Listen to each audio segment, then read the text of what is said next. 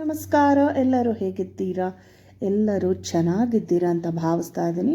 ಇವತ್ತು ನಾನು ನಿಮಗೆ ಈ ವಿಡಿಯೋದಲ್ಲಿ ಹೇಳೋಕ್ಕೆ ಹೊರಟಿರೋದು, ಶ್ರೀಕೃಷ್ಣ ಪರಮಾತ್ಮನು ತನ್ನ ಮುಡಿಯಲ್ಲಿ ಯಾಕೆ ನವಿಲುಗರಿಯನ್ನು ಇಟ್ಟುಕೊಂಡಿರುತ್ತಾನೆ ಎಂದು.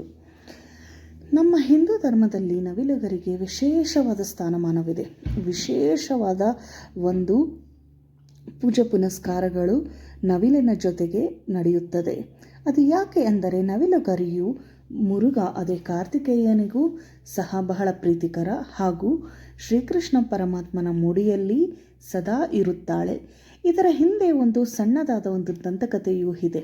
ಅದೇನೆಂದರೆ, ಈ ಹಿಂದೆ ತ್ರೇತಾಯುಗದಲ್ಲಿ ರಾಮನ ಅವತಾರದಲ್ಲಿ ಶ್ರೀಕೃಷ್ಣನು ಇರುತ್ತಾನೆ. ಆವಾಗ ರಾಮ ಹಾಗೂ ಸೀತೆ ಹಾಗೂ ಲಕ್ಷ್ಮಣ 3 ಜನ ವನವಾಸಕ್ಕೆ ತೆರಳಿದಾಗ ಅವರಿಗೆ ಬಹಳ ದಾಹವು ಉಂಟಾಗುತ್ತದೆ. ಬಹಳ ದಾಹ ಉಂಟಾಗುತ್ತಿರುವಾಗ ಅವರು ನೀರಿಗಾಗಿ ಪರಿತಪಿಸ್ತಾ ಆ ಅರಣ್ಯ ಪ್ರದೇಶದಲ್ಲಿ ಹೋಗುತ್ತಾ ಇರುತ್ತಾರೆ. ದಾರಿಯಲ್ಲಿ ಅವರಿಗೆ ಒಂದು ಸುಂದರವಾದ ಒಂದು ಹಕ್ಕಿಯು ಕಾಣುತ್ತೆ. ಆ ಹಕ್ಕಿಯು ಬೇರೆ ಯಾವುದೂ ಅಲ್ಲ, ಅದು ನವಿಲು. ಆ ನವಿಲುಗರಿಗೂ ಮನದಾಳದಲ್ಲಿ ತನಗೆ ಅರಿವಾಗುತ್ತೆ, ತಾನು ಸಹಾಯ ಮಾಡೋಕ್ಕೆ ಹೊರಟಿರೋದು ಬೇರೆ ಯಾರೂ ಅಲ್ಲ, ಸಾಕ್ಷಾತ್ ವಿಷ್ಣುವಿನ ಅವತಾರವಾಗಿರುವ ಶ್ರೀರಾಮಚಂದ್ರನು ಎಂದು. ಆ ನವಿಲುಗರಿಯು ರಾಮ, ಸೀತೆ ಹಾಗೂ ಲಕ್ಷ್ಮಣಗೆ ಹೇಳುತ್ತಾರೆ, ನಾನು ನಿಮಗೆ ಸಹಾಯ ಮಾಡುತ್ತೇನೆ, ನಿಮಗೆ ಜಲವನ್ನು ಎಲ್ಲಿ ಸಿಗುತ್ತೆ ಅಂತ ಹೇಳೋದಕ್ಕೆ. ಅದಾದ ನಂತರ ತಾನು ಮುಂದೆ ಹಾರಿ ಹೋಗುತ್ತಾ ಇರುತ್ತಾಳೆ. ತಾನೇನನ್ನುತ್ತಾಳೆಂದರೆ, ನಾನು ಹಾರಿ ಹೋದರೆ ನಿಮಗೆ ದಾರಿ ಕಾಣುವುದಿಲ್ಲ, ಅದರ ಬದಲಾಗಿ ನಾನು ನನ್ನ ಗರಿಯನ್ನು ಒಂದೊಂದಾಗಿ ಬೀಳಿಸುತ್ತಾ ಹೋಗುತ್ತೇನೆ, ಆಗ ನಿಮಗೆ ದಾರಿಯು ಸುಲಭ ಮಾರ್ಗದಲ್ಲಿ ನೀವು ಅಲ್ಲಿ ಹೋಗಿ ನೋಡಬಹುದು ಎಂದು. ಸಾಧಾರಣವಾಗಿ ರೆಕ್ಕೆಗಳು ಹಾಗೆಯೇ ಉದುರಿದರೆ ಅದಕ್ಕೆ ಏನೂ ನೋವಾಗುವುದಿಲ್ಲ. ಆದರೆ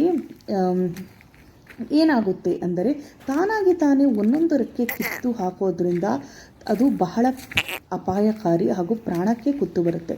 ತಾನು ಹೋಗುತ್ತಾ ಹೋಗುತ್ತಾ ಎಲ್ಲ ಗರಿಗಳನ್ನು ದಾರಿಯಲ್ಲಿ ಹಾಕಿಬಿಡುತ್ತಾಳೆ.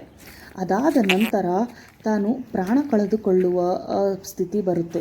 ಇದನ್ನು ನೋಡಿದ ಶ್ರೀರಾಮಚಂದ್ರನು ಬಹಳ ಪಶ್ಚಾತ್ತಾಪದಿಂದ, ಅಯ್ಯೋ ನವಿಲೆಯೇ, ನಮಗೋಸ್ಕರ ನಿನ್ನ ಪ್ರಾಣವನ್ನು ಅರ್ಪಿಸುತ್ತಿದ್ದೀಯಾ, ಆದರೆ ನೀನು ಚಿಂತಿಸಬೇಡ, ನಾನು ಮುಂದಿನ ಅವತಾರದಲ್ಲಿ ನಿನ್ನ ಗರಿಯು ಸದಾ ನನ್ನ ನೆತ್ತಿಯ ಮೇಲೆ ಇರುತ್ತದೆ. ನನಗೆ ಹೇಗೆ ಪೂಜೆ ಪುನಸ್ಕಾರ ಆಗುತ್ತೋ ನಿನಗೂ ಸಹಿತ ಪೂಜೆ ಪುನಸ್ಕಾರಗಳು ಆಗುತ್ತೆ, ಏಕೆಂದರೆ ನೀನು ಸದಾ ನನ್ನ ಶಿರಸ್ಸಿನ ಮೇಲೆ ಇರುತ್ತೀಯಾ ಎಂದು ವರವನ್ನು ಕೊಟ್ಟಿದ್ದನು. ಇದು ಈ ಪುಟ್ಟದಾದ ಸಣ್ಣದಾದ ಒಂದು ದಂತಕಥೆ. ಎಷ್ಟು ಚೆನ್ನಾಗಿದೆಯಾ ಅಲ್ಲವಾ? ಸೊ ನವಿಲುಗರಿ ಇಲ್ಲದೆ ಶ್ರೀಕೃಷ್ಣ ಪರಮಾತ್ಮನ ಪೂಜೆಯು ನಡೆಯೋದೇ ಇಲ್ಲ. ಈ ಹಿಂದಿನ ಒಂದು ಕಥೆಯಿಂದನೇ ನಾವು ಶ್ರೀಕೃಷ್ಣ ಪರಮಾತ್ಮನಿಗೆ ನವಿಲುಗರಿ ಸದಾ ತನ್ನ ಶಿರಸ್ಸಿನ ಮೇಲೆ ಇಡುತ್ತೇವೆ.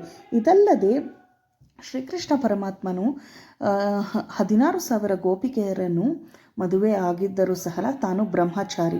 ಅದನ್ನು ಪ್ರತಿನಿಧಿಸೋದು ಈ ಗರಿ. ಯಾಕಂದರೆ ನವಿಲು ಹಾಗೂ ಹೆಣ್ಣವಿಲು ಹಾಗೂ ಗಂಡು ನವಿಲು ಸದಾ ಇವತ್ತು ಶಾರೀರಿಕ ಸಂಪರ್ಕದಿಂದ ತನ್ನ ಸಂತಾನವನ್ನು ಪಡೆಯೋದಿಲ್ಲ. ಗಂಡು ನವಿಲು ಹೇಗೆ ಮಳೆ ಬಂದಾಗ ನೃತ್ಯ ಮಾಡಿ ಆನಂದ ಬಾಷ್ಪ ಸುರಿಸುತ್ತದೆ, ಆ ಆನಂದ ಬಾಷ್ಪ ಸುರಿಸಿದ ನೀರನ್ನು ಸೇವಿಸಿ ಹೆಣ್ಣವಿಲು ಸಂತಾನೋತ್ಪತ್ತಿ ಮಾಡುತ್ತದೆ. ಸೊ ಅದರಿಂದ ಶ್ರೀಕೃಷ್ಣ ಪರಮಾತ್ಮನೂ ಹಾಗೆ ತಾನು ಇಷ್ಟು ಸ್ತ್ರೀಯರೊಡನೆ ಮದುವೆಯಾಗಿದ್ದರೂ ಸಹಿತ ಅದು ಕೇವಲ ಲೋಕ ಕಲ್ಯಾಣಕ್ಕೆ, ಅದು ಕೇವಲ ಪರಮಾತ್ಮನ ಆರಾಧನೆ ಹೊರತು ಬೇರೆ ಯಾವುದಕ್ಕೂ ಅಲ್ಲ.